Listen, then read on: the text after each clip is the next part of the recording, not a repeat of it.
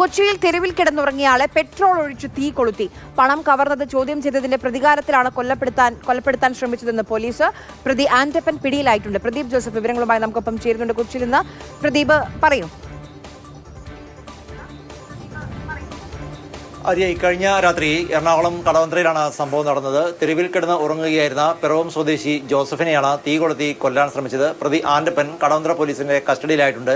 ഇരുവരും തമ്മിൽ നേരത്തെ പരിചയക്കാരാണ് എന്നാണ് സൂചന. ജോസഫിന്റെ പണം ആന്റപ്പൻ കവർന്നിരുന്നു. ഇത് ജോസഫ് തിരിച്ചു ചോദിച്ചു. ഇത് ചൊല്ലിയുള്ള തർക്കമാണ് ഇത്തരമൊരു അതിക്രമത്തിൽ കലാശിച്ചതെന്നാണ് പ്രാഥമികമായി ആന്റപ്പനെ ചോദ്യം ചെയ്തതിൽ നിന്ന് മനസ്സിലാക്കാൻ സാധിക്കുന്നത്.